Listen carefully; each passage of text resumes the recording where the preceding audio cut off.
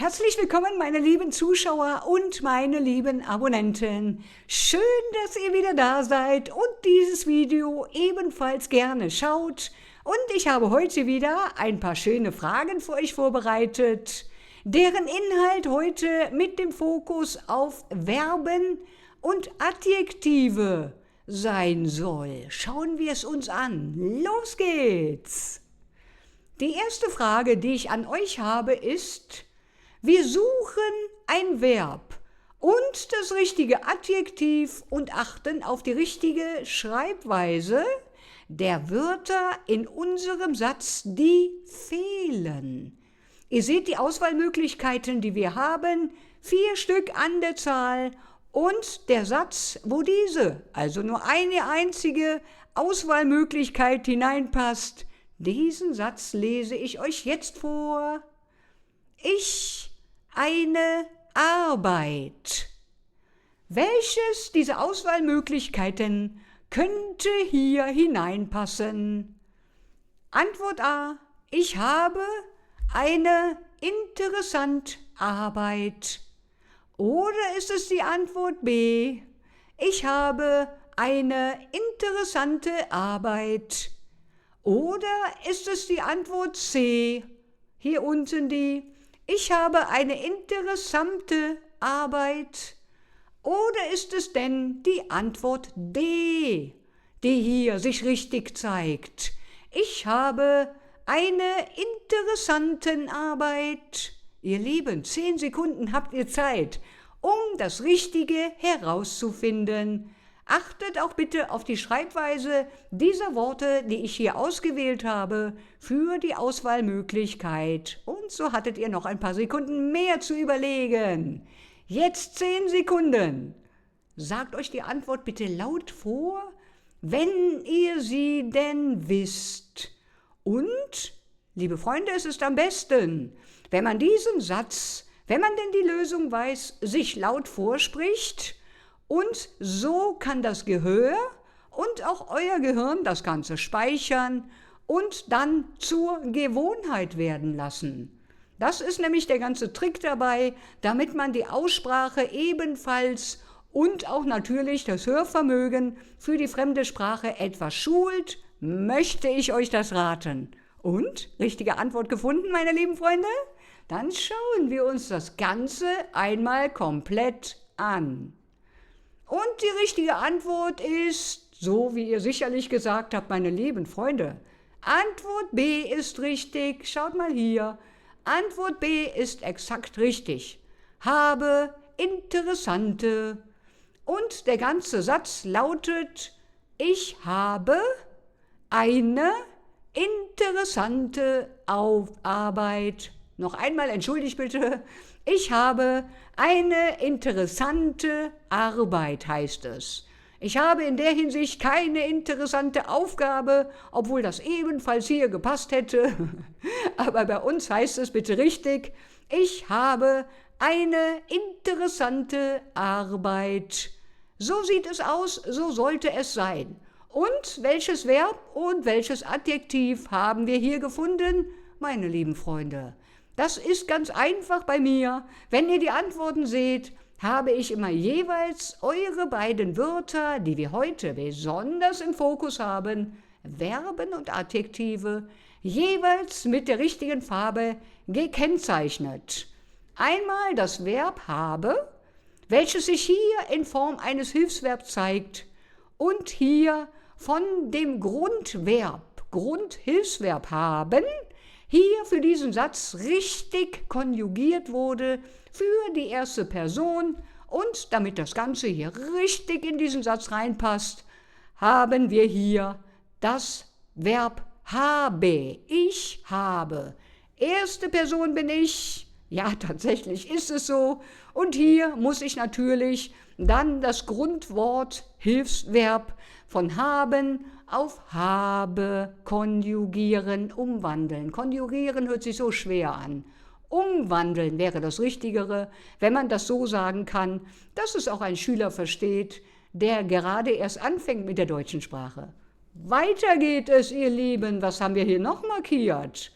Hier haben wir noch unser Adjektiv.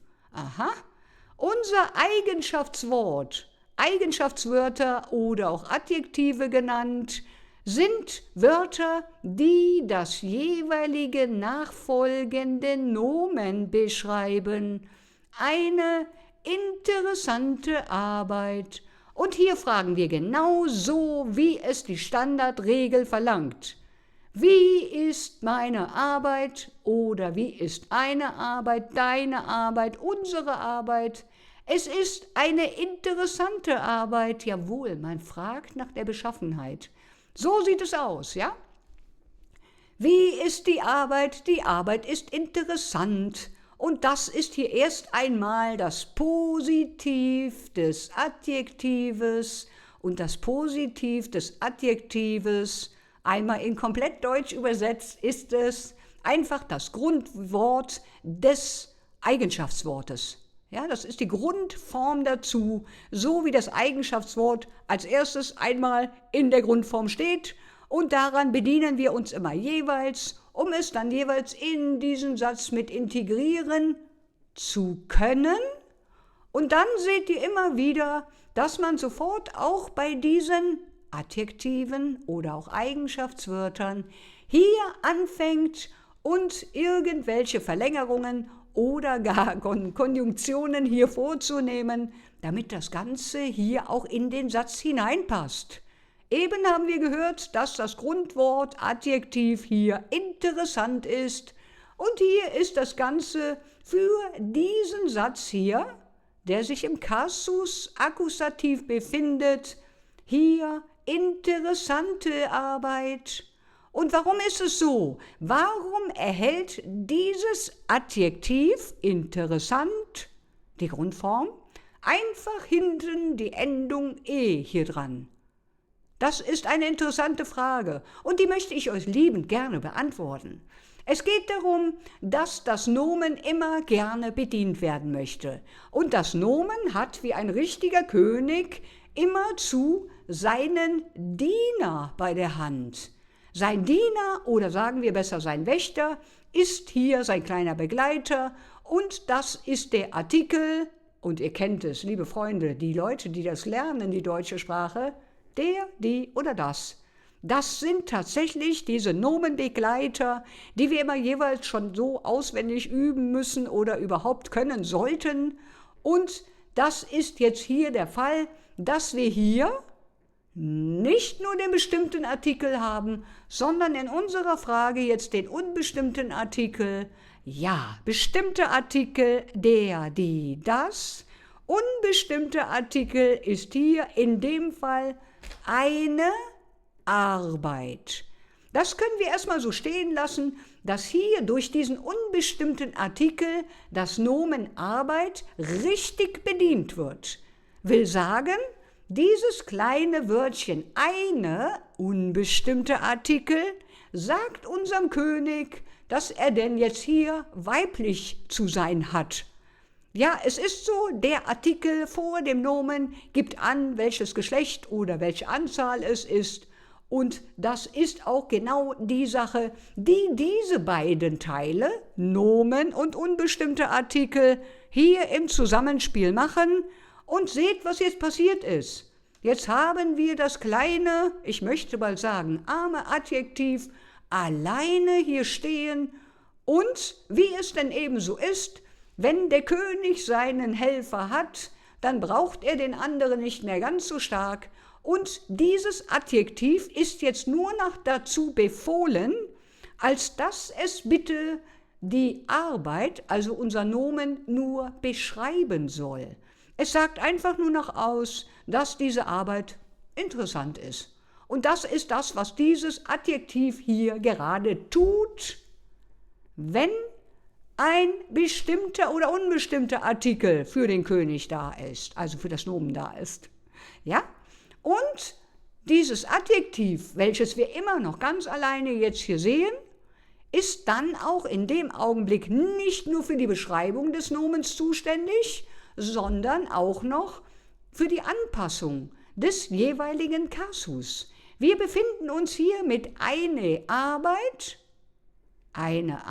befinden wir uns hier im Akkusativ. Das ist einer der Kasus oder auch deutschen Fälle. 4 Stück haben wir an der Zahl. Und das ist hier, ich möchte bald ganz einfach sagen, ein Kasus, die Feinheit des Satzes, so dass der Satz grammatikalisch funktioniert. Deswegen haben wir diese 4 Fälle. Mache ich euch gerne auch mal ein Video drüber, wenn ihr wissen wollt, warum wir überhaupt 4 Fälle haben oder was das Ganze überhaupt sein soll. Erstmal kann ich sagen, das ist einfach nur zur Verfeinerung der Sätze, wenn wir alle Wörter nur in der Grundform haben und die in der Grundform reinschreiben würde die Satzkonstruktion nicht funktionieren. Das ist genau der Grund. Nochmal zurück auf unser Adjektiv. Deswegen, weil das Adjektiv jetzt alleine da steht, da König und Helfer dessen hier ihr eigenes Spiel machen, passt sich dieses Adjektiv einfach nur noch ganz brav an den Fall an. Das war's. Ja, hat nicht mehr viel zu tun. Ist tatsächlich so. Ich möchte bald behaupten, dass das eine kleine One-Man-Show ist hier. Ist so und so ist es auch richtig, wie es hier organisiert ist. Das ist eine sehr logische Sache. Schaut euch das gerne an. Wer damit nicht zurechtkommt, schreibt mir ebenfalls unten sehr, sehr gerne in die Kommentare rein, wenn ihr mit der Deklination von Adjektiven noch nicht ganz klar kommt, helfe ich euch auch liebend gerne rein, mache ich gerne noch mehr Videos zu. Wirklich, kann ich sagen, eine richtig spannende Sache der deutschen Grammatik. Man kann es gar nicht glauben, aber es gibt hier 3 Möglichkeiten dazu und die würde ich euch natürlich auch sehr gerne mit an die Hand geben, so dass ihr in der Prüfung sitzt und sagt, das weiß ich alles. Ja? Dann kommt ihr besser durch und braucht euch nicht mehr zu grämen, dass ihr jetzt noch überlegen müsstet oder nachdenken müsstet oder sonstigem. Wunderbar. Kleine Kasusanalyse und dann sieht das schon schön aus. Also, Kasus sind die Fälle der deutschen Sprache und diese Fälle sind eben für die Feinheit eines Satzes, für die korrekte grammatikalische Satzkonstruktion, sind diese Fälle zuständig und das Ganze heißt natürlich genauso schwer Kasus. Ja, das sind aber Fälle der deutschen Sprache, aber Kasus wird es benannt und so kommen euch auch die Prüfer und die fragen euch nach Kasus, seltener fragen sie nach Fällen. Aber man weiß nie, ja, wisst ihr das auch. So, in unserem Satz verwenden wir den Akkusativ. Ich habe eine Arbeit. Warum ist es so, dass wir hier diesen Akkusativ in diesem Satz schon nahezu, ich hätte es fast schon vorhin gesagt, verlangt haben? Warum ist es so? Weil, liebe Freunde, wenn ich etwas habe, ich sage es mal ganz einfach so, damit es jeder versteht, dann habe ich etwas. Ja, ich muss ja irgendwas haben, um zu sagen, ich habe. Ja, was hast du? Ja, und genau das ist der Gegenpol, den ich benötige, um einen Akkusativfall zu ermitteln oder zu haben in einem Satz. Will sagen, wenn ich ein Verb habe, welches mir angibt, dass irgendetwas in dem Satz vorhanden sein muss, ja, ein Objekt vorhanden sein muss, dann ist es klar, dass ich erst einmal das Verb ausspiele und dann sagen, was habe ich denn? Eine interessante Arbeit haben wir. Das ist das direkte Objekt des Akkusativs. Seht ihr das, wie einfach man das hier auseinandernehmen kann? So etwas. Liebe Freunde, wenn ich ein Verb habe und ein direktes Objekt, also habe, und am Ende ein großes Nomen, was mir so groß ins Gesicht springt, dass ich wirklich hier nicht sagen kann, ja, das ist jetzt hier Nominativ. Nein, liebe Freunde, das geht nicht, das ist zu groß. Also, ich habe ist das Verb und das bedient wunderbar das Nomen und die beiden kommen so toll klar, als dass wir am Ende hier den Akkusativ verlangen möchten. Ihr seht, hier unten habe ich es nochmal ganz kurz aufgeschrieben, das Ganze. Ne? 2 Finger, ihr kennt das Verb und das direkte Akkusativobjekt. Und dann haben wir eine interessante Arbeit und das ist dann das direkte Objekt. Arbeit habe ich, Arbeit ist unser direktes Objekt. Was hast du? Ich habe Arbeit. So sieht es aus in dem Fall. Und hier haben wir das auch noch, und das ist eine Sache, die es im Prinzip bei dem Kasus Akkusativ natürlich ebenfalls gibt. Und bitte, Seid nicht irritiert deswegen. Wenn ihr sagt, ja, jetzt könnte ich aber doch sagen, eine Arbeit, das könnte aber doch jetzt nominativ sein. Die Arbeit könnte auch der erste Kasus sein. Wie kann ich das denn sehen? Ja, das könnte man so sagen, aber wenn ich das Hilfsverb haben schon angehe, das sagte ich bereits eingangs, brauche ich etwas. Das ist ungefähr das Gleiche, als wenn ihr jemand anruft. Ich rufe jemand an. An der anderen Stelle muss etwas sein. Ja, da muss dann tatsächlich ein Akkusativobjekt sein, damit ich jemanden anrufen kann oder etwas habe. Etwas steht dafür anstelle, stattdessen möchte ich bald sagen, ja, des direkten Akkusativobjektes. Und das Hilfsverb haben verlangt das so weit, als dass man wirklich sagen kann, ja, es ist, wenn man jemanden anruft, zum Beispiel das Gleiche. Andere Seite muss ja abnehmen, sonst rufe ich niemanden an. Und hier, wenn ich sage, ich habe, dann fällt einem sofort nur die Frage ein, was hast du? Ja, das ist dann tatsächlich, ich habe, dann das jeweilige direkte Akkusativobjekt. Und die Arbeit, das bleibt nämlich tatsächlich so, ja? Es ist also für das Nomen Arbeit, unserem direkten Akkusativobjekt Arbeit, ist es so, dass das Nomen hier einen weiblichen Artikel, feminin, vorangestellt bekommt, weil es so einfach in den Standardregeln hier veranschlagt wurde und da gibt es nichts dran zu rütteln. Der, die, das bleibt so. Und der Kasus Akkusativ ist so variabel, als dass er sagt, bleib so, die Arbeit, eine Arbeit, wunderbar, brauchen wir nicht ändern. Komme ich wunderbar mit klar, der Satz hört sich perfekt an so, wenn ich das einfach so belasse.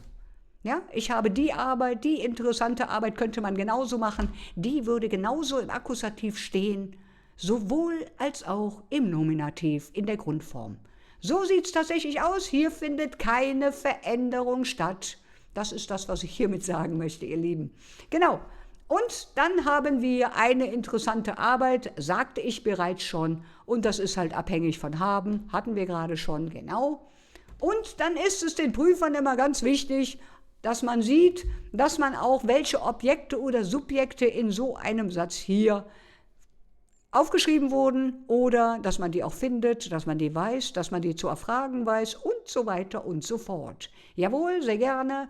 Und hier haben wir gleich das erste Personalpronomen, welches wir hier, damit haben wir den Satz eingeleitet, das ist normal in der deutschen Sprache. Ja? Erst das Subjekt, Personalpronomen und gleich an zweiter Stelle kommt das Verb, das Tu-Wort. Ja? Und danach kommt für gewöhnlich das Objekt oder meinetwegen auch temporale Sachen, die dahinter kommen.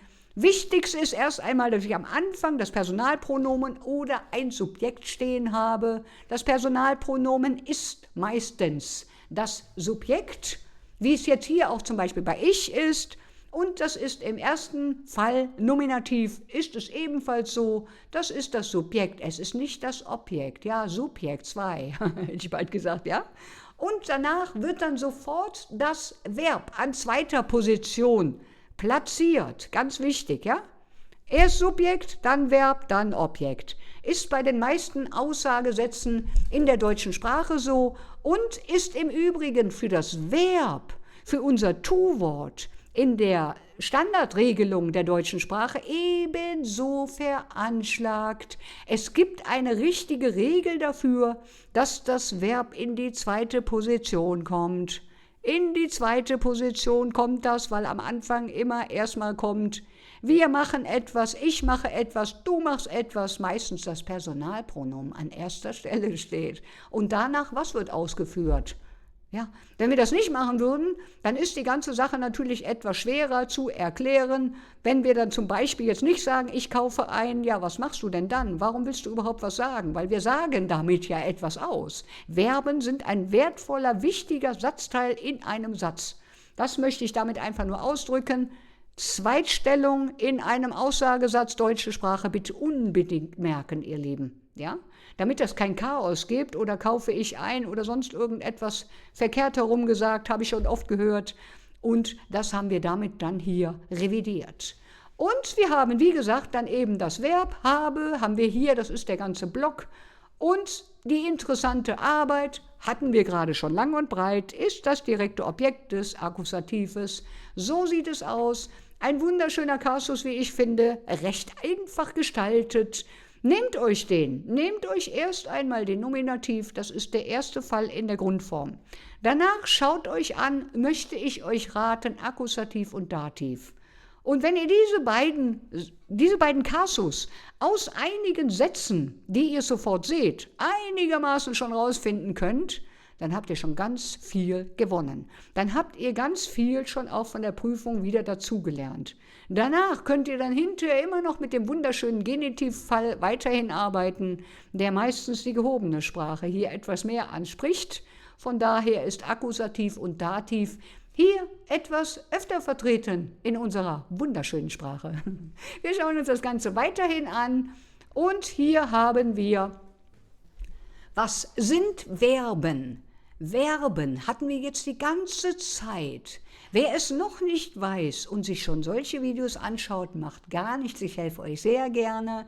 Wir haben Verben. Verben sind Wörter, die Tätigkeiten, Handlungen und Vorgänge ausdrücken. Verben werden immer klein geschrieben, die werden nicht groß geschrieben, genauso wie Adjektive immer klein geschrieben werden. Verben und Adjektive schreiben wir klein. Die bitte unbedingt merken, nicht groß schreiben. Ich kann nicht hergehen und ich kann sagen, ich spiele mit dem Ball und spiele groß geschrieben. Ja, das geht nicht. Spiele ist ein Tu-Wort und damit, dass wir das klein schreiben, sagen wir, dass das ein Wort ist, welches Vorgänge oder ich möchte bald sagen, ja, Tätigkeiten aussagt oder andere Interventionen, die man damit machen kann. So sieht es denn aus. Verben werden immer klein geschrieben und Verben stehen am Anfang, wenn ihr das Ganze erst einmal seht oder überhaupt in der deutschen Sprache anfangt, erst einmal als Grundform, wie zum Beispiel schreiben, sagen, rufen, spielen. Das sind alles Verben und es fällt hierbei auf, bei der Infinitivform, dass ich, und ich sage es gerne noch einmal, schreiben, sagen, rufen, spielen. Da fällt auf, dass am Ende von diesen Verben jeweils eine Endung en ist. Und damit können wir schon fast, aufpassen, nicht immer so, aber fast, ja, ist es so, dass wir hier die Infinitivform, Infinitiv, damit meine ich die Grundform des Verbs aufrufen und das ist dann so, wie es erst einmal als Basissatz für uns unten steht. Und wenn wir diese Verben, diese Grundverben, so wie ich sie gerade aufgezählt habe, zum Beispiel, es gibt noch ganz, ganz viele Verben, wenn wir diese benutzen, dann stellt euch das einfach vor, als wenn man hier ganz viele in einer Reihe hat und darf die dann jeweils umformen für den jeweiligen Satz, damit das Ganze dann hier grammatikalisch in diesen Satz hineinpasst. So, sie werden klein geschrieben, haben wir gerade schon gesagt, und diese Anpassung von diesen Verben, die wir gerade hier in der Grundform hatten, die nennen wir Konjunktion. Wir konjugieren etwas. Und das hört sich so böse schlimm an, als dass ich euch gerne sagen möchte, in Deutsch ist es einfach, wir wandeln dieses Grundverb um. Wir wandeln es nur um, das ist nur eine Umwandlung. Konjugieren. Hört sich aber gut an, oder? Ja. So, aber wenn man es nicht versteht, ist es halt ein bisschen schlechter. Wir wandeln das Verb um und das ist hier. Wir konjugieren es und damit geht dann das Verb her und zeigt dann hier, was es kann. Schaut euch das alles an. Sie werden klein geschrieben, hatten wir gerade, und wir können sie konjugierend passend machen für den Satz jeweils. Das heißt an Person oder Anzahl, Zeitform angepasst werden. Natürlich, ein Verb, welches ich in den Satz integrieren möchte, muss sich dem ganzen Kasus anpassen. Sonst wäre es ja schlecht, wenn ich hierher gehe und sage, nur ganz kurz noch am Rande, ich habe eine interessante Arbeit. Das funktioniert natürlich nicht. Ja? Das kann man durch die Bahn mit allen möglichen Verben machen. Wenn ihr sagt, das Ganze in der Grundform hier rein, dann stört das den Satzfluss.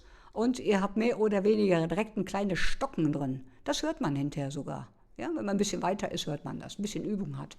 So, genau. Und hier haben wir noch Verben bestimmen oft, ja, das tun sie. Sie bestimmen oft die Fälle, den Kasus, der im Satz verwendet werden sollte oder verwendet werden muss. Weil die Verben das Ganze mitmachen und sie beeinflussen das, ihr habt es gerade gesehen, an dem Verb haben, immer wieder die Sache mit dem Akkusativ. Bam, durch das Verb ist der Akkusativ entstanden, der Kasus. Die Verben sind maßgeblich daran beteiligt. Verben, unbedingt Tu-Wörter, Vorgangswörter und auch teilweise Zugänge werden hiermit beschrieben.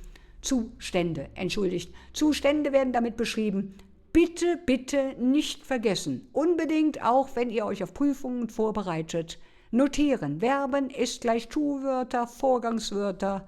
So wäre es dann richtig, ja? Was tue ich? Dann haben wir noch ganz kurz, nur ganz kurz, soll nicht zu lang werden heute hier, unsere Adjektive, sagte ich bereits eingangs, dass wir das Adjektiv interessant haben. Und wie ist es denn hier? Adjektive sind Wie-Wörter oder Eigenschaftswörter, die das jeweilige nachfolgende Nomen beschreiben und sich natürlich ganz prima an den jeweiligen Kasus anpassen. Und die Adjektive warten immer darauf, ob das Nomen immer noch vorher seinen kleinen Begleiter, also der, die, das, oder den unbestimmten Artikel zuvor erhalten. Denn sonst, wenn dieses Nomen ohne Begleiter auftaucht, da gibt es auch einige Sätze von, dann sagt das Adjektiv, jawohl, Nomen, ich bin für dich da, ich beschreibe deine Männlichkeit oder deine Weiblichkeit noch eben, also dein Geschlecht. Der Genus wird dann damit auch beschrieben und das vermögen diese Adjektive ebenfalls zu tun. Das ist dann in dem Fall die Flexibilität, die ein Adjektiv-Eigenschaftswort hier hat. Und hier sprechen wir dann von der starken, gemischten und schwachen Deklination. Wer das nicht weiß, wieder unten in die Kommentare rein. Liebend gerne mache ich euch darüber auch noch Videos, damit ihr so vorbereitet geht, dass der Prüfer nicht glaubt, dass ihr überhaupt eine Prüfung machen wollt, weil ihr das schon alles könnt. Genau.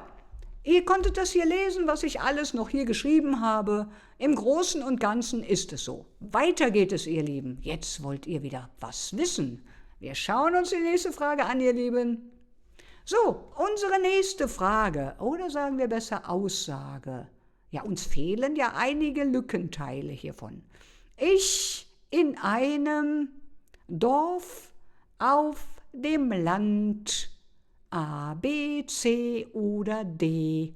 Welches ist hier richtig? Und es ist natürlich klar, dass die erste Reihe hier der Wörter in die erste Spalte reinkommen und die zweite Spalte hier natürlich die zweite bekleidet. Wir schauen aber bitte darauf, ob das jeweilige Adjektiv oder das Verb, Adjektiv, hier jeweils richtig reinpasst und wählen so unsere richtige Antwort aus unserer Auswahlmöglichkeit. Jetzt seid ihr dran. Das war ein langer Text, ihr Lieben. So, 10 Sekunden habt ihr. Ab jetzt. Was passt hier hinein? Ich bin gespannt, ob ihr es wisst. Sagt es euch laut vor. Sagt es euch laut vor, wenn jetzt gleich Schluss ist. Und, wisst ihr es? Ist es Antwort A? So habt ihr noch ein bisschen mehr Zeit. Ich wohne in einem kleinen Dorf auf dem Land. Oder ist es die Antwort B? Ich wohne in einem kleinen Dorf auf dem Land. Oder ist es die Antwort C? Ich wohne in einem kleinen Dorf auf dem Land. Oder ist es die Antwort D? Ich wohne in einem kleinen Dorf auf dem Land. Ja, so kann man es besser hören, wenn ich es deutlich sage, ihr Lieben. Was sagt ihr jetzt? Laut gesagt? Gut, wunderbar. Ich hoffe, es ist richtig. Schreibt gerne die Antworten unten rein, die ihr nicht konntet oder die ihr besonders einfach fandet. Ja? Die Lösung ist die Antwort C, ihr Lieben. Genau so sieht's aus. Ja, es ist nicht die Antwort D, bitte. Das ist es bitte nicht. Ja, es ist die Antwort C und es lautet bitte korrekt: Ich wohne in einem kleinen Dorf auf dem Land. Damit sind wir richtig unterwegs.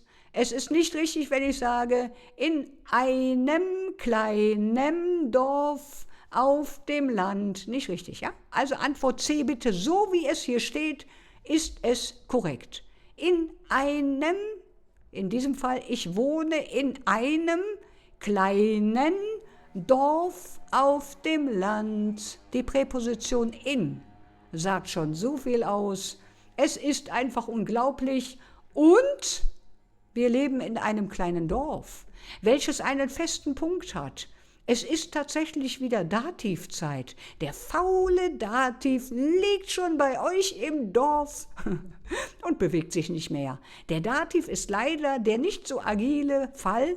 Also mit anderen Worten, er sucht immer einen Ort oder einen festen Punkt, wo er sich niederlassen kann. Und hier ist es in einem kleinen Dorf und das Ganze auch noch auf dem Land. Also doppelt hat er ein paar Punkte, wo man wirklich sagen kann, das ändert man nicht so schnell und von daher ist es ein fester Punkt. Wir befinden uns komplett somit im Dativ. Das ist hier erst einmal der Grund, den ich hier angeben möchte dafür, aus dem einfachen Grunde, weil das hier nicht nur durch die Präposition eingeleitet wird, weil die dürfen wir nicht vergessen, ja? Die Präposition beschreibt das Ganze nämlich, einen festen Ort. Ja, wenn ich jetzt sagen würde, ich wohne in einem kleinen Dorf, dann würde das schon fehlen und, wie ich finde, kann man sehr gut hören, wofür eine Präposition da ist, oder nicht? Ich wohne in einem kleinen Dorf auf dem Land. In einem kleinen Dorf auf dem Land. Die Präpositionen sind sehr wichtig und sie geben sehr schnell einen Fall jeweils an und wir befinden uns hier ganz hervorragend gerade im Dativ. Unser Verb ist, wie schon markiert, ihr habt es gesehen, in meiner schönen pinken Farbe hier. Eieiei, ja, das ist das Verb hier, welches ich hier habe. Das Grundverb, also im Infinitiv, lautet es wohnen, en am Ende, ja, Infinitiv Grundform. Und wir konjugieren das Verb einfach hier für unseren Satz, damit der Satz funktioniert. Weil ich wohnen gibt's nicht.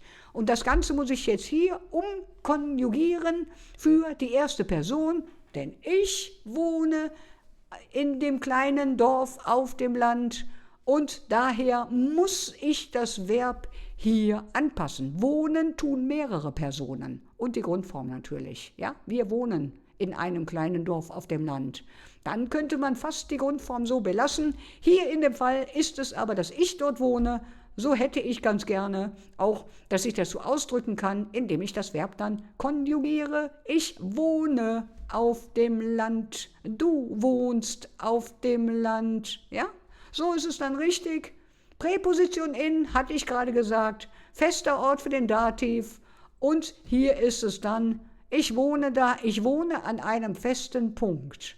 Also das Verb ist wieder maßgeblich dafür verantwortlich. Im Übrigen, für das indirekte Dativobjekt möchte ich bald behaupten, dadurch, dass ich in diesem kleinen Ort wohne, also ich tue etwas, ich wohne dort und ich wohne an einem festen Punkt. Und zack, der Dativ ist geboren und er wohnt bei euch dann hier in einem kleinen Dorf auf dem Land. Das ist alles. Das ist nicht so schwer, das kann man lernen. Macht jeden Tag mit, hier bei meinen täglichen Videos und ich garantiere euch, ihr solltet das alle ganz hervorragend schaffen und ohne, dass ihr da große Angst haben müsstet oder sonstigem. Ja, ganz wichtig. So, weiter geht's, ihr Lieben. Das nächste ist bitte, ich ein Geschenk von meiner Freundin bekommen. Ja? Und wir haben wieder 4 Antwortmöglichkeiten. Und die Antwort A wäre, ich habe ein Geschenk von meiner neuen Freundin bekommen. Oder ist es die Antwort B, ich habe ein Geschenk von meiner neuen Freundin bekommen. Oder ist es die Antwort C, die richtig ist, ich hast ein Geschenk von meiner neuen Freundin bekommen. Oder die Antwort D, ihr Lieben, sag's laut vor. D ist, ich habt ein Geschenk von meiner neuen Freundin bekommen. Welche Antwort ist richtig? 10 Sekunden habt ihr wieder, ihr Lieben. 10 Sekunden habt ihr. So. Wer es weiß, sagt es laut vor. Einfach ganz laut vorsagen. Das, was ihr denkt. So ist es richtig.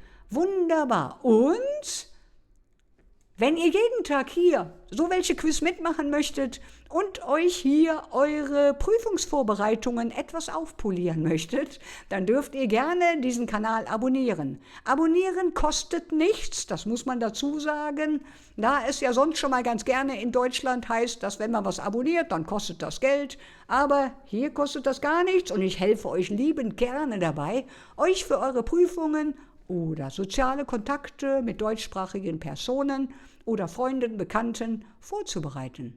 Sagt's allen weiter, ihr dürft das Video auch sehr gerne teilen, das darf man ebenfalls gerne tun. Oder auch, ich weiß nicht, alle Leute, Familienmitglieder und auch die älteren Leute bitte mit einladen, die ja doch so viel Zeit haben und manchmal gar nicht richtig Deutsch können. Also, alle hier rein, abonnieren bitte und dann geht das jeden Tag hier wieder weiter mit unserem Quiz. Und jetzt geht's weiter. Die Antwort B war richtig. Habt ihr das gesagt? Die Antwort B war richtig? Ja, gut, das glaube ich euch. Antwort B. Also, ich habe ein Geschenk. Ich mach's mal direkt wieder, ja? Jeder weiß, was das bedeutet. Ich habe ein Verb und ich habe ein Geschenk. Also habe ich ein Akkusativobjekt. Das erst einmal gleich zu Anfang, ja? Also, Antwort B ist richtig. Ich habe ein Geschenk von meiner Freundin bekommen oder von meiner neuen Freundin bekommen. Wahrhaft, unser Adjektiv dürfen wir nicht vergessen. Also, ich habe ein Geschenk bekommen. Ein Geschenk steht im Akkusativ. Hieran gibt es nichts zu rütteln oder zu verändern. Denn ich habe ein Geschenk. Und wieder kann ich direkt rückfragen, wenn ich sagen würde, ja, welcher Fall ist das denn jetzt? Ja, was hast du denn? Ja, ich habe ein Geschenk. Ah, so, dann ist es das direkte Objekt des Akkusatives. Wahrhaft, das Verb und das direkte Objekt des Akkusatives ergeben sich meistens zu dem Akkusativfall. Und bitte, nicht jeder Satz ist so gestaltet, als dass ich ein Verb und ein direktes Akkusativobjekt vorfinde. Also nicht alles durch die Bahn ist einfach Akkusativ, ich habe ein Verb gesehen. Funktioniert nicht immer, hier ist es aber der Fall. Und wenn ihr euch meine Videos durch und durch alle anschaut, auch einige Sätze sehr gerne notiert, kann ich euch versprechen, dass einige Sätze zu 100% so vorkommen in euren Prüfungen, wie ihr das hier geschrieben seht. Und wenn ihr das alles schön auswendig gelernt habt, möchte ich bald sagen, oder wenigstens so, dass ihr grammatisch sicher unterwegs seid, dann denke ich, ist das eine einfache Sache, eben eine Prüfung für euch zu machen. Weiter geht es, ihr Lieben. Ein Geschenk, wen oder was habe ich bekommen? Wenn ich etwas verschenke oder bekomme, muss es etwas sein. Das geht nicht anders. Gleiche wie beim Anrufen. So, dann haben wir zu guter Letzt noch meiner neuen Freundin. Liebe Freunde, hier ist schon wieder was lila oder violett gefärbt. Und das ist unser Adjektiv. Violett oder lila heißt die Farbe in Deutsch. Ja, wir sagen meistens lila dazu. Violett scheint wohl ein bisschen zu schwer zu sein für manche, aber wir sagen auch lila dazu, ist durchaus geläufig. Also, meiner neuen Freundin steht hier natürlich im Dativ, weil die Freundin in dem Fall jetzt das indirekte Objekt ist. Wir hatten gerade schon einmal die Ehre, einen Teil hier für ein richtiges Objekt, direktes Objekt des Akkusativs, möchte ich nicht sagen, zu verschenken, aber es ist so, ja.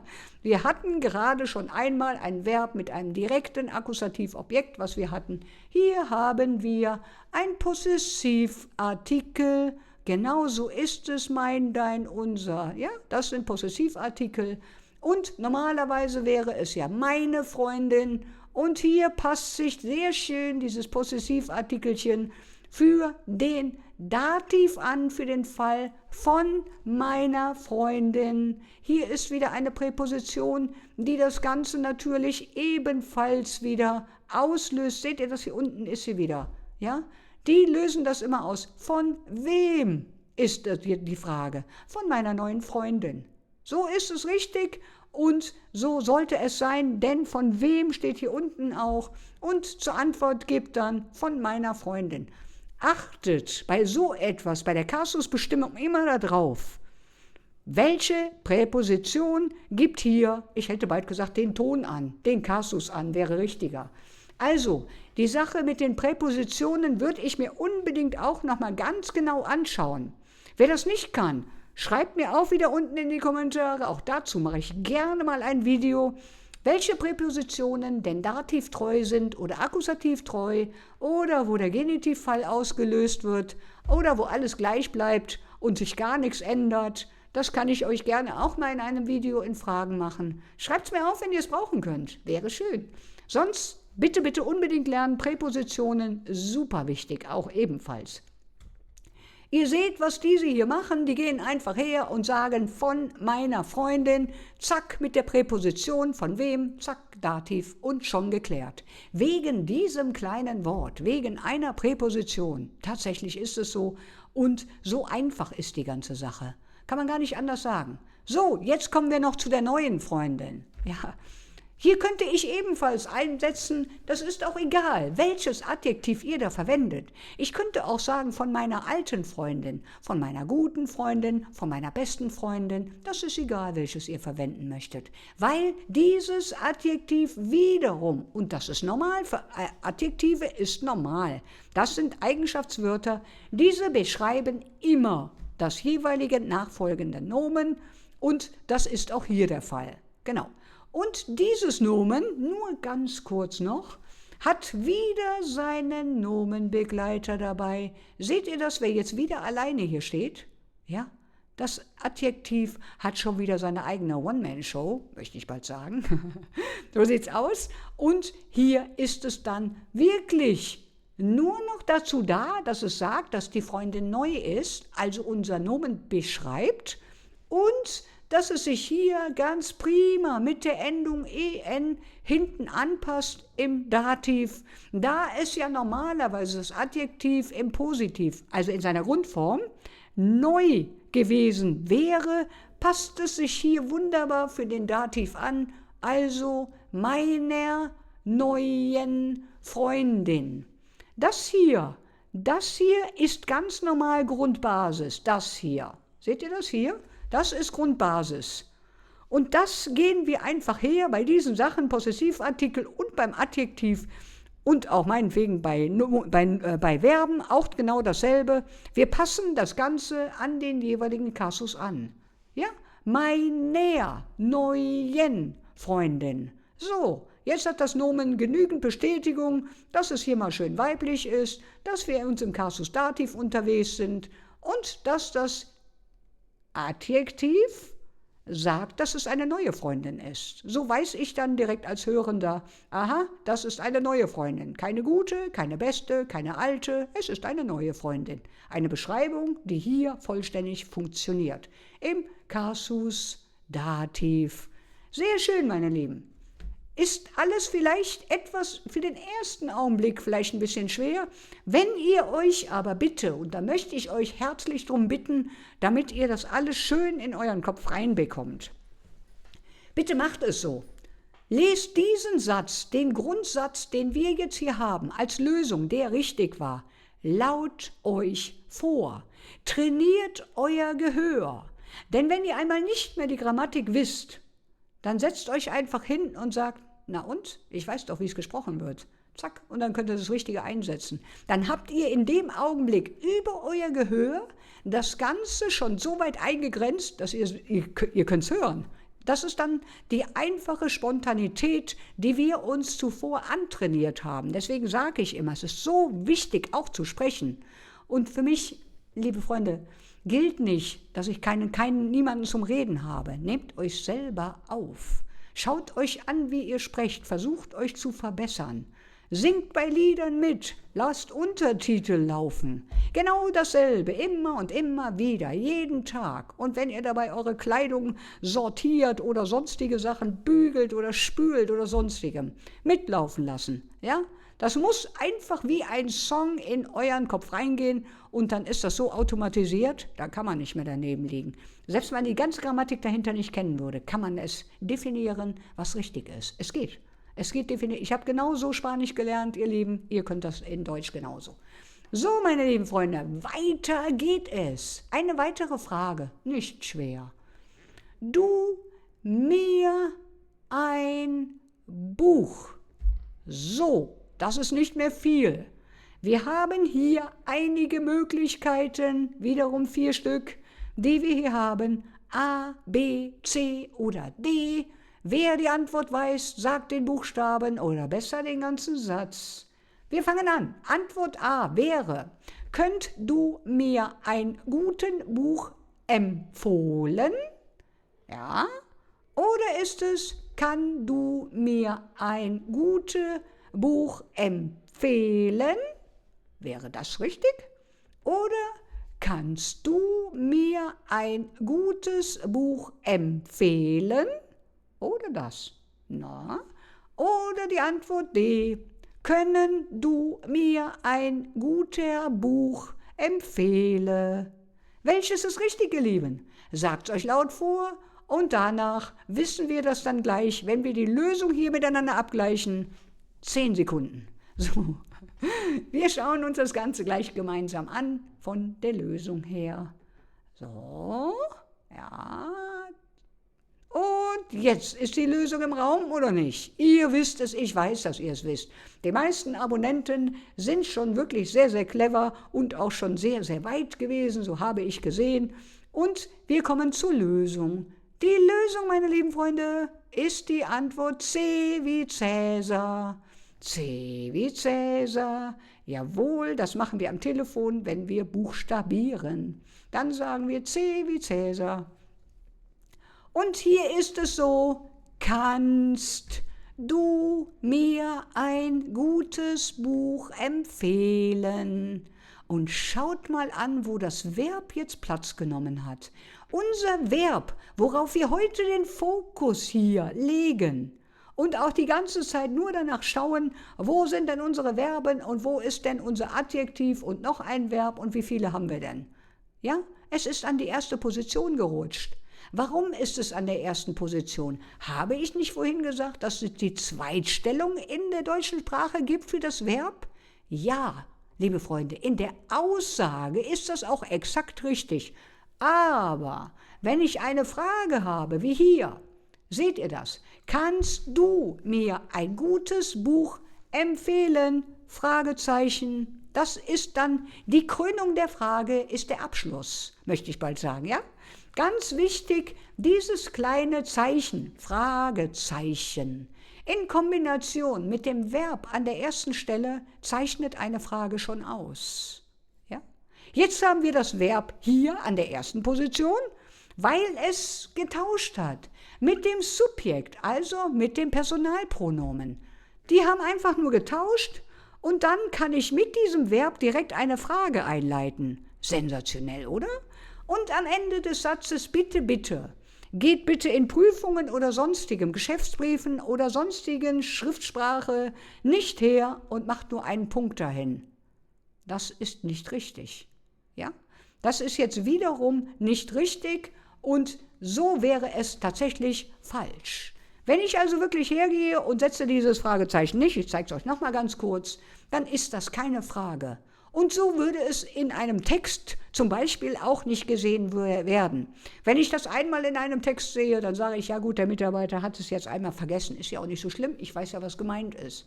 Aber man kann jetzt hier wirklich davon ausgehen, dass manch einer dann sagt, das habe ich nicht verstanden. Ist das jetzt eine Frage oder ist das jetzt hier, dass Sie nicht schreiben können? So wäre es dann in dem Fall, ja? Oder vielleicht es nur vergessen haben, aber in jedem Satz ist ein bisschen komisch.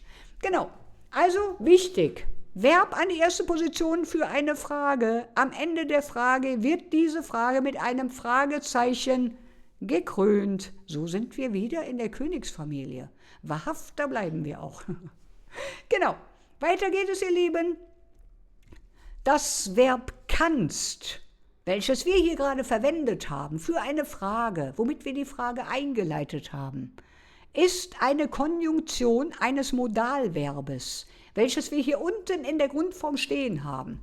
Können ist ein Modalverb, welches hier zum Beispiel eine Erlaubnis oder ein Gebot, ein Verbot oder sonstigem hier einleitet. Und hier ist es ja so, dass ich frage, ob er das kann oder sie das kann oder das überhaupt vermag, weil sie vielleicht ein gutes Buch gelesen hat. Also kannst. Es ist tatsächlich eine Frage und es ist richtig konjugiert für diese Frage. Kannst du das bitte tun? So sieht das aus, ja?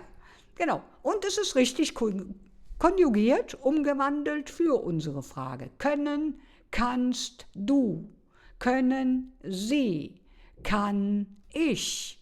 Das sind so die weiteren Konjunktionen, die wir hinterher auch sicher nochmal lernen und auch sicherlich dorthin gehend einige Videos von mir sehen werden. Sehr, sehr gerne, ja. Dann Adjektiv haben wir hier, ist das Eigenschaftswort, welches wir eben schon gesehen haben. Gut haben wir hier und dann ist es gutes Buch empfehlen. Gut ist erstmal die Grundbasis dafür. Sehen wir hier, wie es hier steht. Das Wort gut ist hier unser Adjektiv. Wie ist das Buch?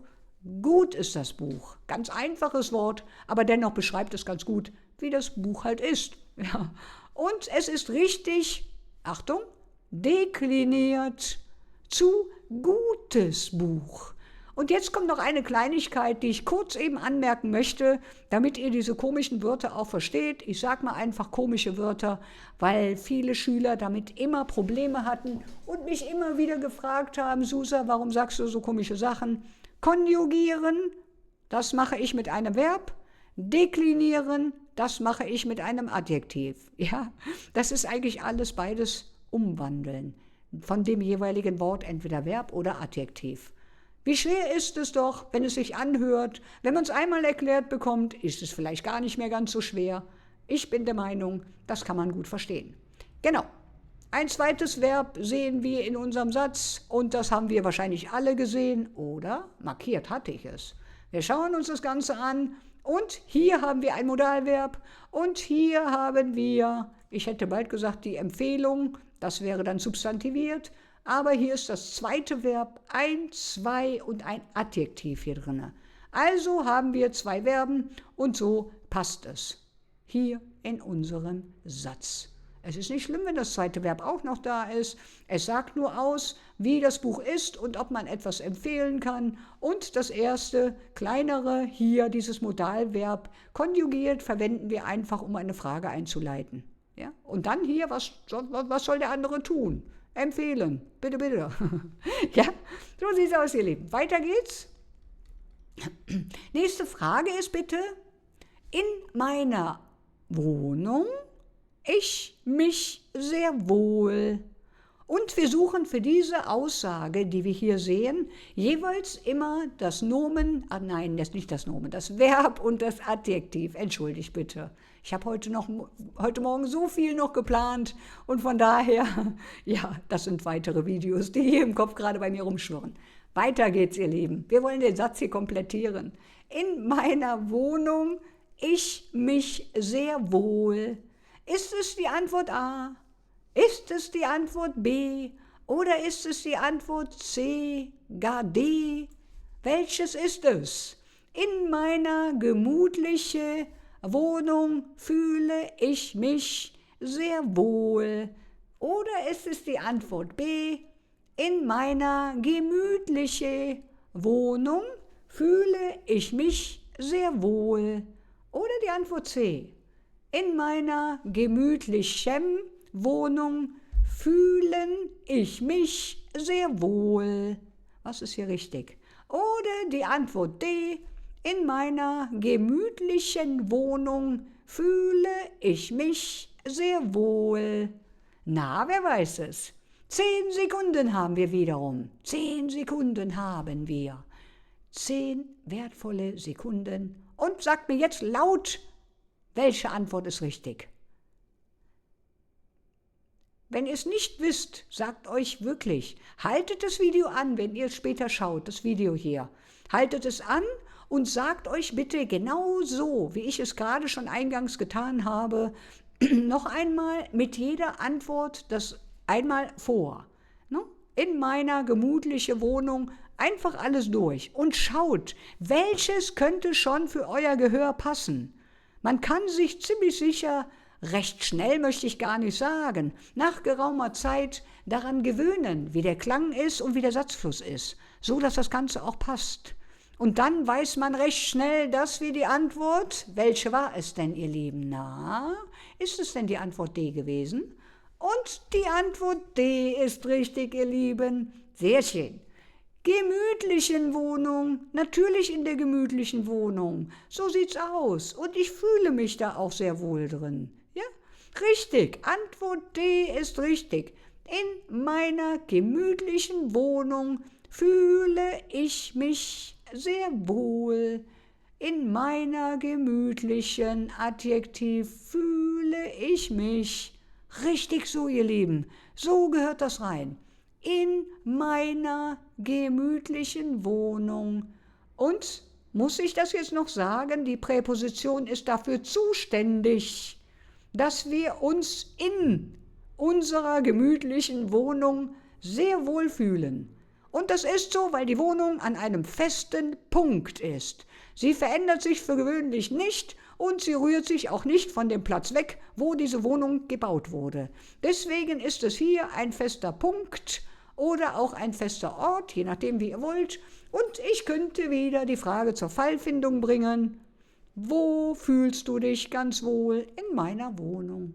Und das ist so, weil ich dann auch noch obendrein das Adjektiv mitnehmen kann und sagen kann, in meiner gemütlichen Wohnung. Und das ist hier ganz, ganz wirklich, besser kann ich es gar nicht sagen, dieser Teil ganz sauber Dativ. Weil der Dativ hier in eurer Wohnung, in eurer gemütlichen Wohnung auf euch wartet und der mag es gerne schön bequem und an einem festen Punkt, fester Ort. Fühle ist unser Verb. Was tue ich? Ich fühle etwas. Fühlen, also mit en am Ende, fühlen ist wieder unser Grundbasiswort, Verb, Infinitiv und wir wandeln das hier wiederum um unseren Satz weiterzuführen. In meiner gemütlichen Wohnung fühle. Und wenn ich jetzt sage, fühle, dann ist es doch klar, dass jeder sofort fragen würde, was fühlst du? Ist doch ganz klar, ne?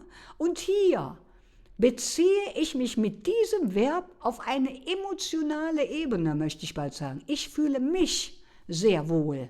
Das ist tatsächlich dann die Antwort dazu, warum wir uns jetzt gerade im Akkusativ befinden damit. Ja? Das ist wirklich etwas völlig Verrücktes. Der Teil hier in meiner Wohnung, ob sie gemütlich ist oder nicht, ja, ist erstmal dahingestellt. Und wenn ich dann weitermache mit dem Verb, wieder so, ja, fühle ich mich, und das ist ich, mich sehr wohl. So ist es dann richtig, dass ich mich hier wieder, in dem Fall hier in dem Akkusativ befinde. Aber nur mit dem Wort mich, weil ich ja nicht schreibe, fühle ich mir sehr wohl. Nicht tun, mir ist falsch. Ja? Ich fühle mich sehr wohl und wenn ich was fühle, dann fühle ich mich sehr wohl. So ist es richtig, Akkusativ für dieses Wort vergeben. Sehr gut, bitte nicht ändern. Dann haben wir weiterhin, haben wir gesagt, Dativ, wunderbar. Und hier haben wir ebenfalls das Possessivpronomen. Wo ist es denn? Meiner. Da ist ein Possessivpronomen, welches wir hier haben, in meiner Wohnung. Und ob die gemütlich ist, ist jetzt auch wieder ganz egal.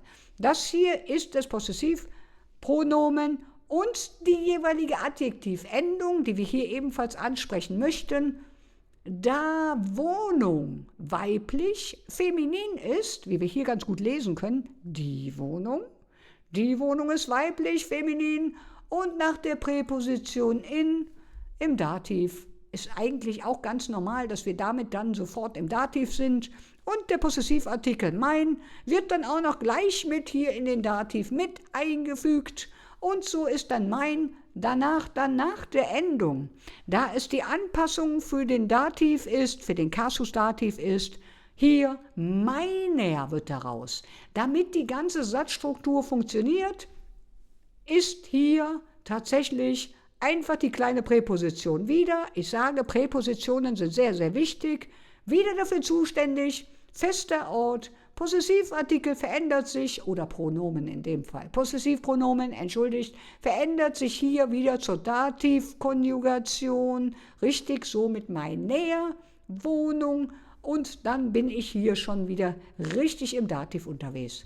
Und das Adjektiv in meiner gemütlichen, das ist unser Adjektiv, ja, bekommt die Endung en. Und warum bekommt es die Endung en? Weil wir schon wieder ein Possessivpronomen hier vorfinden. Schaut mal, wie schön dieses Nomen Wohnung hier bedient wird.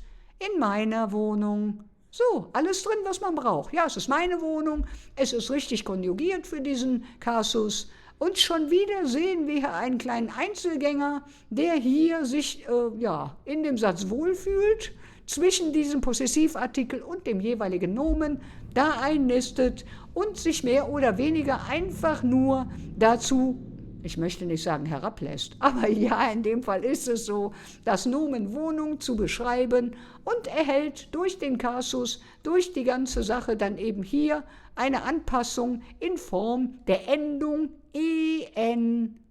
Hier ist es. Genauso einfach ist der ganze Spaß. So schlimm ist es nicht. Und ich denke, wenn man das einmal verstanden hat oder weiterhin meine Videos guckt, macht das ruhig, ihr Lieben. Ja, holt euch hier, was ihr braucht, täglich eure Dosis von den Fragen, die wir brauchen. Und ich sehe zu, dass ich alle Nuancen der Grammatik, der deutschen Grammatik, euch hier irgendwie in den Kopf mit reinbringe und euch auch schöne Videos mache und euch auch die Lösungen sehr gerne erkläre, damit ein jeder hinterher sagen kann, ich habe geübt. Es ist alles in Ordnung, ich kann einfach in die Prüfung gehen und dann am besten eine Prüfung, also wenn ihr B2 macht, solltet ihr schon fast auf Niveau C1, C2 sein, damit ihr da ganz locker und einfach durchkommt, damit die Nervosität euch nicht nach hinten wegwirft. Ja, da fehlt euch dann ein bisschen Wissen. Und obwohl ihr das wusstet, könnt ihr dann in dem Augenblick nicht, das nennen wir dann Blackout, und dann ist dann leider Feierabend, dann ist das Gehirn erstmal leer und das ist so schade, weil die meisten, so habe ich gesehen, gerade von meinen Abonnenten, ja, und von den Zuschauern sicherlich auch, sind schon sehr, sehr gut und sehr, sehr weit und obendrein gescheit. Ja, es ist die Möglichkeit, dass das hier jeder lernen kann, ja. Ich habe da keinen gesehen, der das nicht lernen kann. So, weiter geht es. Wir machen uns heute mal hier noch auf eine Leiter hinauf. Wir schauen uns die Frage an, ihr Lieben. Also, unsere Aussage lautet, sieh die Leiter hinauf. Antwort A, Antwort B, Antwort C oder Antwort D? Na, jetzt.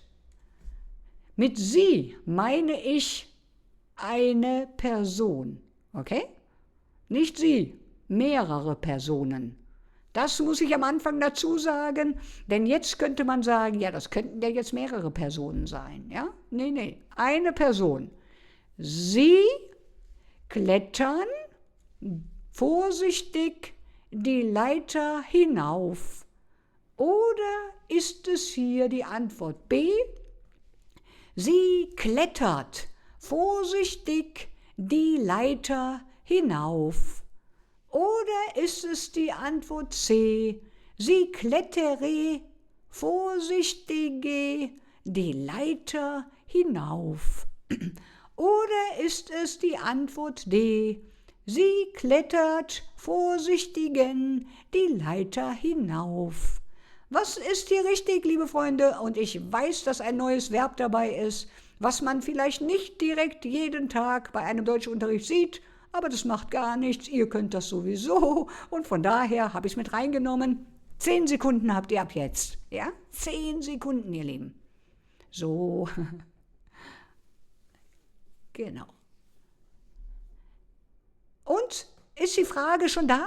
Habt ihr laut gesagt, wie die Antwort ist, ihr Lieben? Ja, oder wusstet ihr es nicht? Klettert, ja, ist ein schweres Wort, ja, das glaube ich euch gerne. Das ist ein Verb, welches wir nicht so häufig verwenden, aber wir jetzt eigentlich schon als Muttersprachler, kann ich sagen.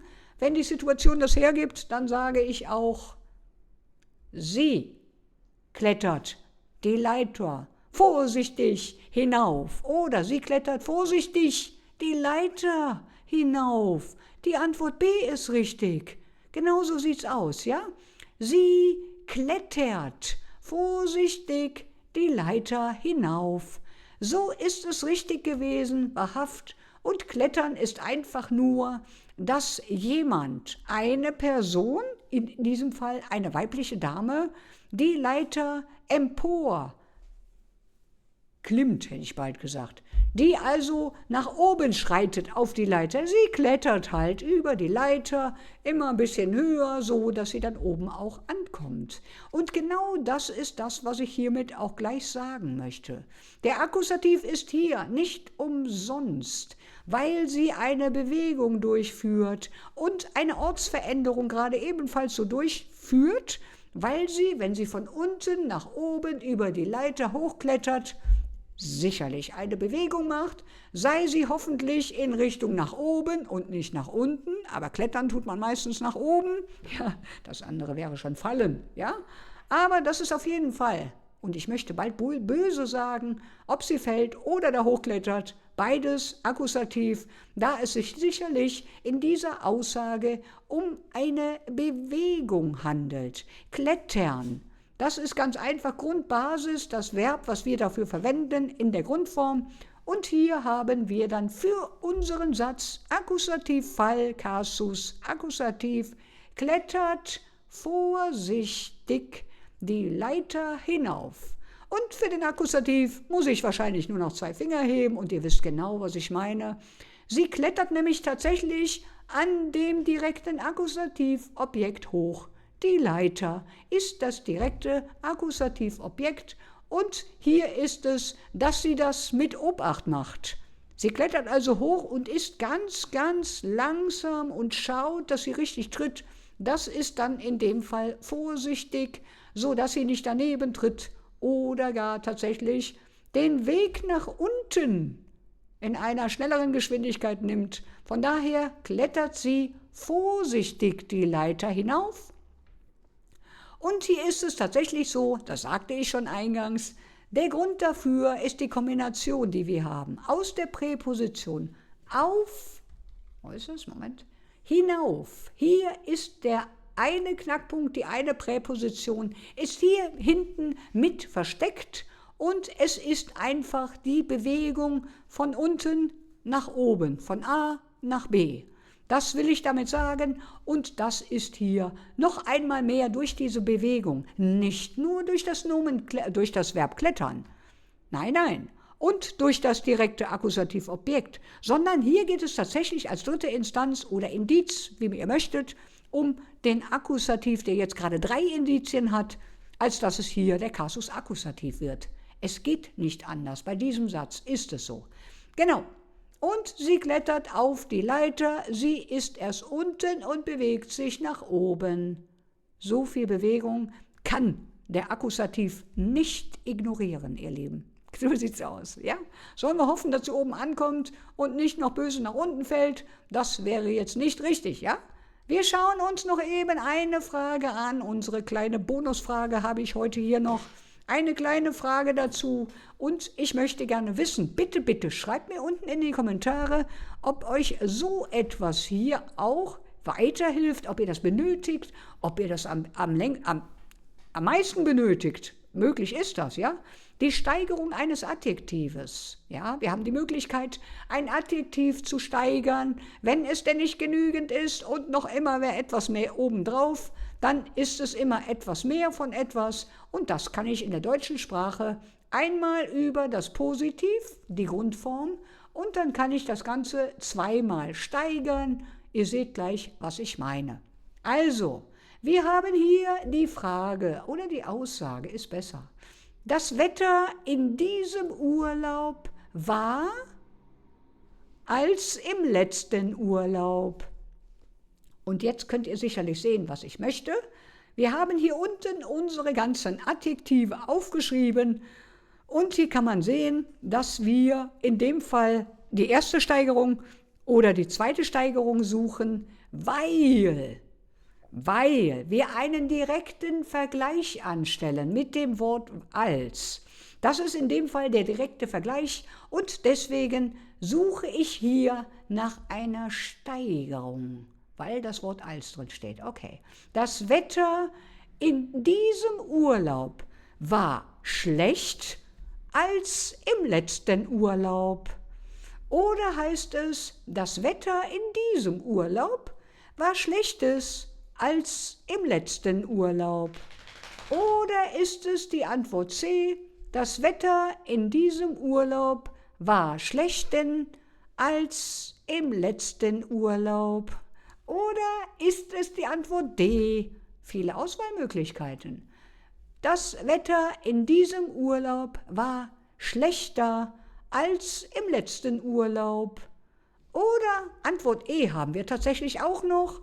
Das Wetter in diesem Urlaub war am schlechtesten als im letzten Urlaub.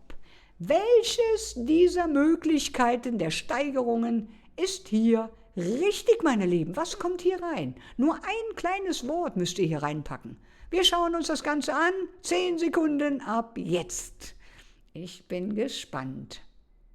Genau so sieht's aus. Sehr schön, das waren nur 10 Sekunden. Gott, ist das schnell um. Ja?